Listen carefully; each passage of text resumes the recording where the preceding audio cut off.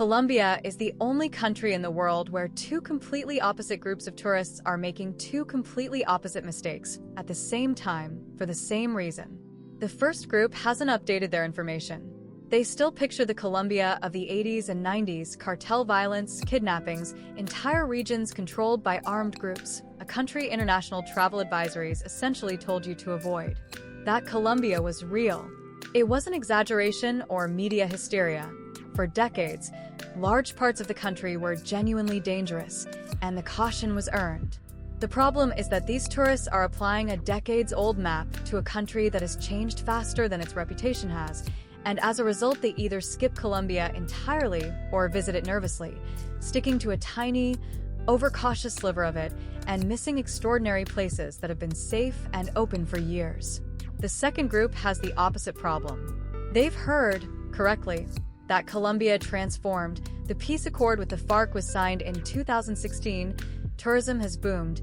Medellin and Cartagena are now firmly on the backpacker and digital nomad circuit, and Colombia is the new, insert formerly edgy destination, has become a familiar refrain. So they go, and they go in hard, treating the entire country as a fully reformed, anything-goes party destination, applying the same relaxed posture in Medellin's nightlife district that they'd applied to rural, remote, or border regions that did not change at the same pace, or in some cases barely changed at all. This group's mistake isn't outdated fear. It's outdated relief, assuming a uniform transformation that never actually happened evenly across the map. Both groups are working from a true premise and drawing a dangerously incomplete conclusion. Colombia's transformation is real. It's also radically uneven, geographically specific, and still ongoing.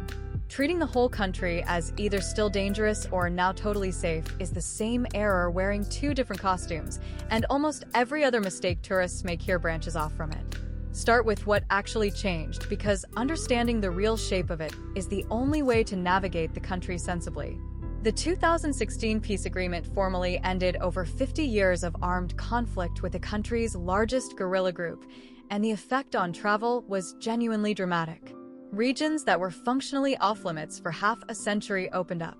Cities that had spent decades known internationally for one specific kind of headline reinvented themselves with startling speed.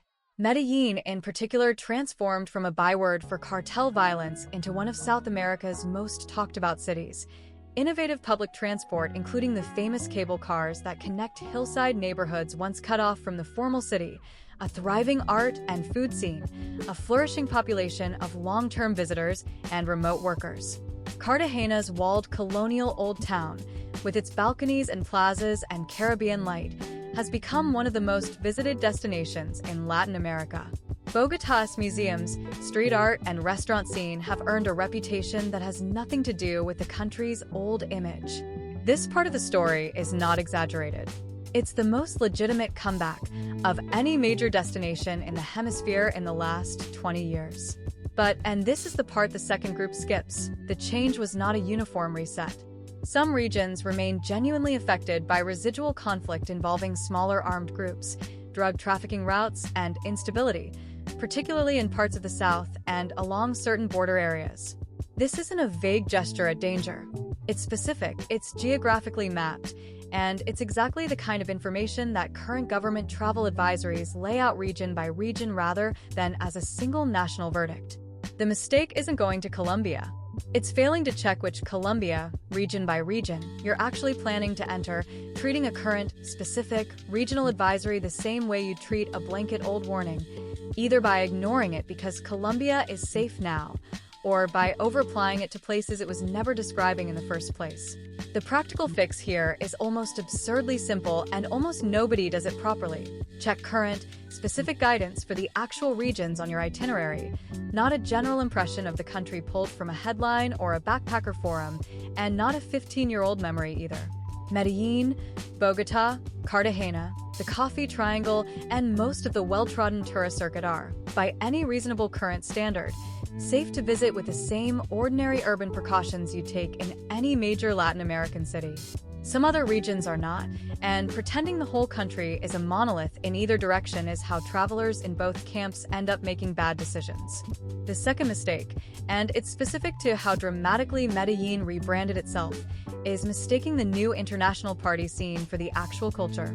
Medellin's transformation included becoming a major hub for nightlife tourism, and a specific kind of visitor now arrives treating the city primarily as a backdrop for partying, sometimes including drug tourism that trades directly on the old cartel mythology the city has spent years trying to move past.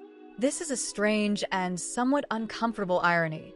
A city that suffered immensely under the drug trade now hosts tourists who come specifically to experience a sanitized, themed version of that history, and locals are, understandably, not universally thrilled about it.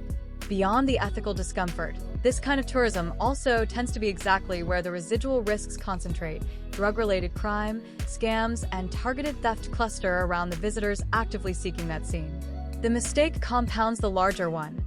Travelers who've decided the whole country is now consequence-free often gravitate toward precisely the corner of it where consequences still exist. The third mistake is treating Colombia as a single climate and a single landscape, which is its own category of error layered on top of the safety confusion. Colombia is the only country in South America with coastlines on both the Caribbean and the Pacific, and it contains an extraordinary range packed into a relatively compact footprint. Caribbean beach towns, the world's highest coastal mountain range in the Sierra Nevada de Santa Marta, the Andean spine running through Bogota and Medellin, the Amazon rainforest in the south, and the Coffee Triangle's green volcanic hills in between. Tourists who plan a Colombia trip like a single climate destination, packing for one kind of weather and one kind of terrain, are routinely caught out by a country that can deliver Caribbean humidity, Andean chill, and rainforest downpour within the same week. Bogota sits at over 2,500 meters and is genuinely cold at night, which surprises visitors who packed for tropical South America and nothing else. The fourth mistake is rushing the Coffee Triangle, or skipping it for the better-known coastal and capital stops.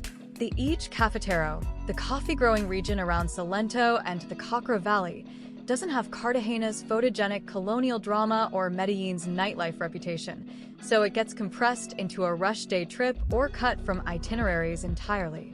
This misses one of the most distinctive landscapes in South America: the Cocora Valley's towering wax palms, the world's tallest palm species, rising out of cloud forest in a way that looks almost computer-generated, and working coffee farms where the actual harvest and production process, not a touristic simulation of it, is genuinely fascinating to see up close. Colombia is one of the world's great coffee-producing nations, and visitors who never make it here are skipping a part of the country's identity as central as the beaches or the cities. The fifth mistake is underestimating altitude in Bogota the same way travelers underestimated in Cusco or La Paz, just with less warning, because Bogota doesn't carry the same high-altitude destination reputation. At roughly 2,600 meters, Bogota sits high enough to produce real altitude effects: breathlessness, fatigue, the occasional headache, in visitors who arrive expecting a straightforward South American capital city experience, and instead spend their first day unexpectedly winded walking uphill in La Candelaria. It's nowhere near as severe as Cusco, and most people adjust within a day, but arriving with zero awareness of it, scheduling an ambitious first day of hard walking and museum hopping immediately off a long flight, is an easily avoidable rough start. The sixth mistake is around money and bargaining, and it's less dramatic than the safety question but costs people real value over a trip. Colombia runs on the Colombian peso, with exchange rates that make every price look enormous in raw numbers and confuse travelers doing mental math on the fly. It's worth taking a few minutes before the trip to get genuinely comfortable converting, rather than guessing and either overpaying constantly or underpaying in ways that read as rude. In markets and with informal transport, a tourist price layer exists much as it does across Latin America, and a little local rate awareness goes a long way without requiring aggressive haggling. The seventh mistake, and the one that closes the loop back to where this started, is letting either fear or overconfidence choose your itinerary instead of current, specific, regional information. The traveler who lets old fear decide ends up with an unnecessarily small, overcautious trip, paying inflated prices for the safety of an all-inclusive bubble in a country that has dramatically more to offer than that, missing Medellin's transformation, the coffee region's beauty, Cartagena's history, Bogota's culture, all because the mental map never updated. The traveler who lets new overconfidence decide ends up wandering into the specific regions and specific situations where the old risks genuinely persist, mistaking one city's rebrand for a blanket national guarantee. The corrective for both is the same, and it's less exciting than either extreme. Do the actual homework, region by region, close to your travel dates, using current official guidance rather than either a decades-old reputation or a single enthusiastic blog post.